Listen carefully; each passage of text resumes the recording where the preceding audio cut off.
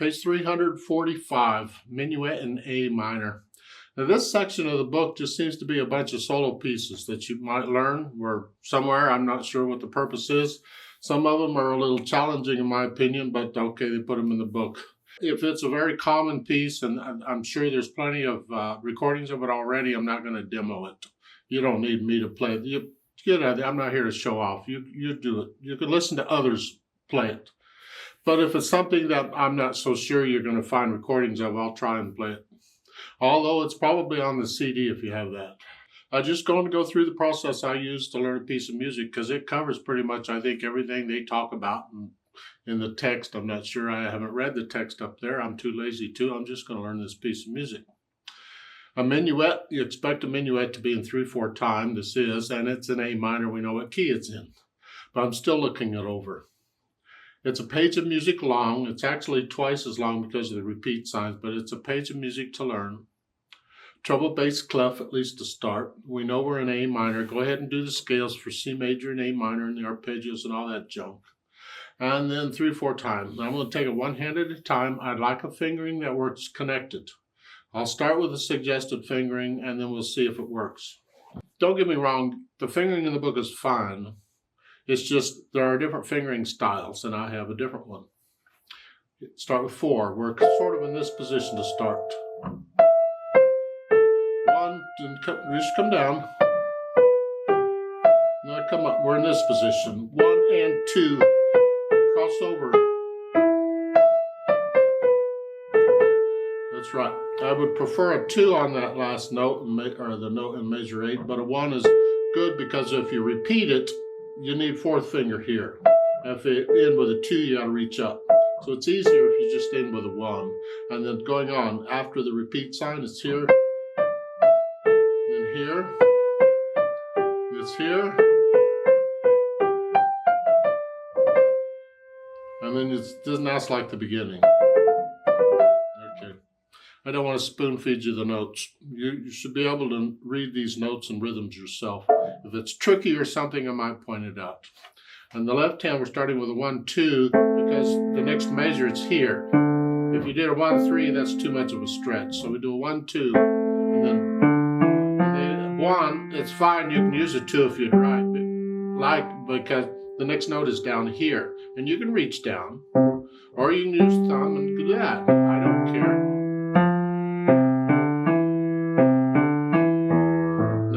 Measure 7, look out.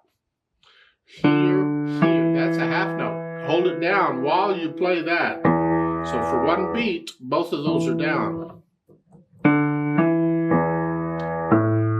And then when you repeat, you gotta lift up and move. Yeah, that's all right.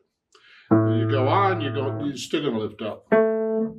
I would prefer not to. I can, once I'm there, I can put a little finger on it. Immediately, whether I repeat or not, I can put a little finger on it. So in measure 7, you're here. I can do whichever finger, and then while I'm holding it down, put a little finger on it. This way, I'm ready to repeat or go on either one. Now going on, we're here. Sequence,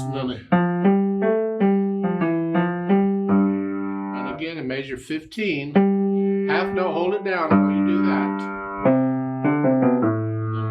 That's fine. And then at the end, next to the last measure again, another half note. Hold it down while you do that. It's important. Don't worry about it. Yes, worry about it. It's important. Then I put the hands together and I'll hesitate. That's okay. It's just here, then here, then here.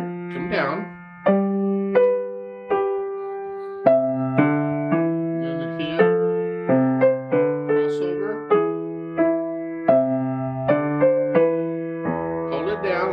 Down. Yeah, so you put the hands together. I already did. And then go back over it, maybe a section or a line or a phrase or something at a time and get rid of the hesitations. You can keep it slow, no hesitations. And once I've done that, I'll think about the articulation.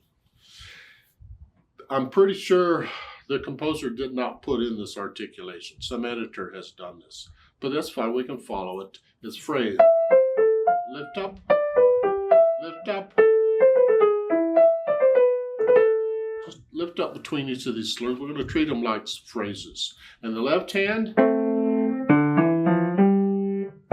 it was kind of a standard where if the notes were not next to each other, you could lift up and separate them. I can lift up rather than connect them. Lift up. Here, I could separate them to add a little something. The default playing of the style at this time is to separate all of them.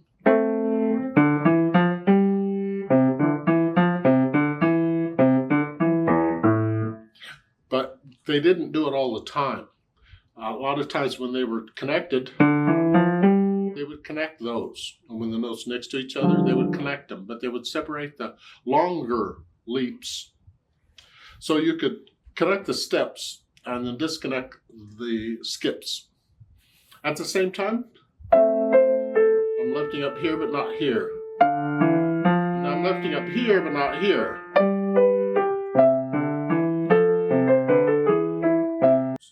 Like so. That makes it a much more challenging piece, but it's kind of interesting to have the different phrasing and the different voicing going on at the same time. It's almost like a duet. Against that. And normally at this stage I would put in the ornaments, but they've written them out for you.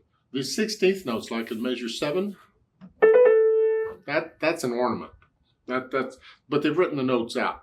So otherwise I would have left it out. And then I'd add the ornaments with the articulation, but since they wrote them out, I just stuck them in at the beginning. Like regular notes, because they are regular notes in the music. Okay. Dynamics. Okay. Now the question is, dynamics apply to the melody. Where's the melody? You could say it's in the right hand. So this moderately soft is for this. And this needs to be soft.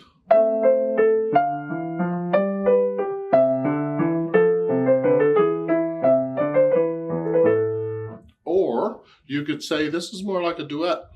Both hands are the same. Treat it that way.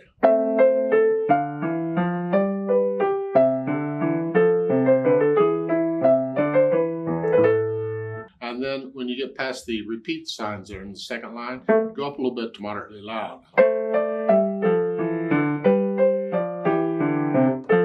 So forth. And then in measure 17, you go back down moderately soft and finish it, blah, blah, blah. Okay. And once I have that in, then I will add the speed. Minuet, a nice gentle, not slow or fast in the middle. 1, 2, 3, 1, 2, 3. About like so. And then of course the repeat signs, you repeat each section. And how do I know it's a section? Well, because the melody changed. Because here, but when you get past the repeat signs in the second measure, second line, it's different. It's a different section. And then you go back into the first section, there, measure 17. It's like section A again.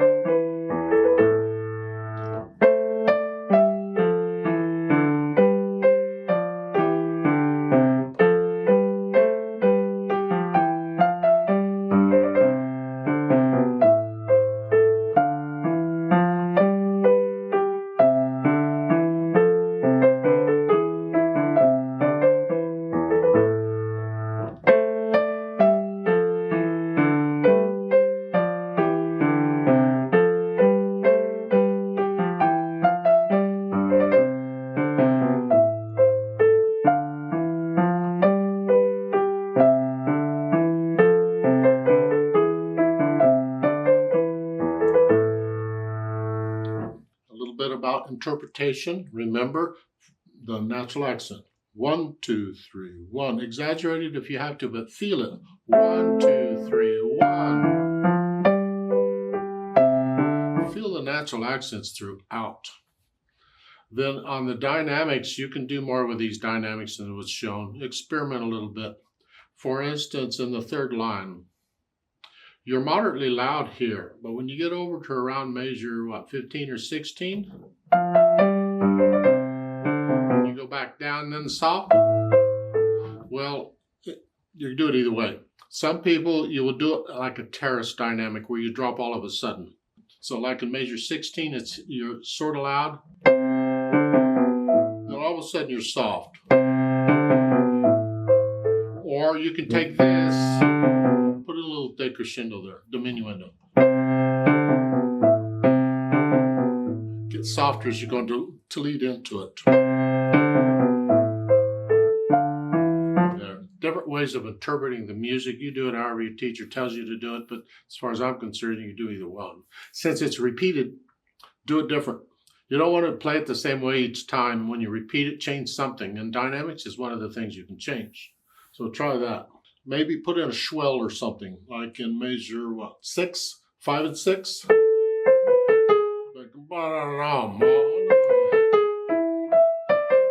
Then come down. Come down about moderately soft again, or even a little softer because you're at the end of a phrase. And you can put in some things like that to try and give the music a little more feeling than just note, note, note, note, note. I don't know that we need play with me's on here, but I'll go ahead and do it. I've been doing it through all the others. I'll give us 3 counts. Now let's just play it together slowly. Just check notes and rhythms. I'm not doing louds and softs, but I will do the repeats. 1, ready, go.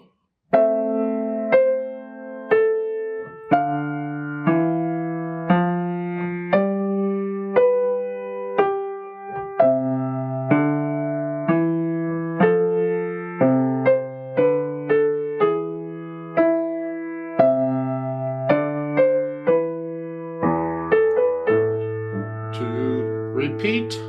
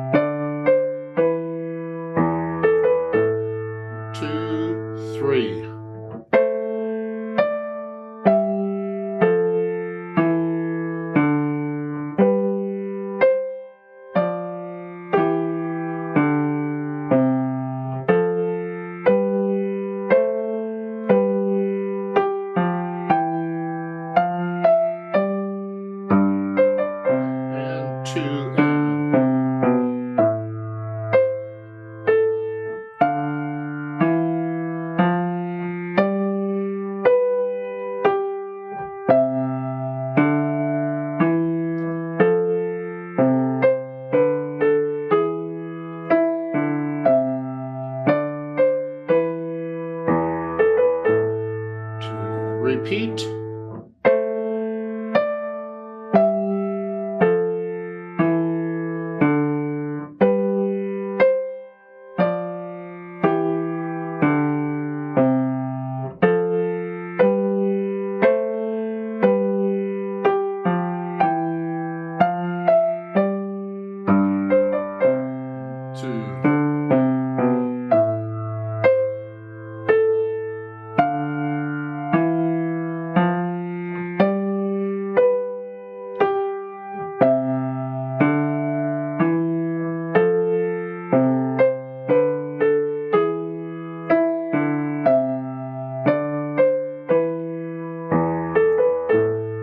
2, 3,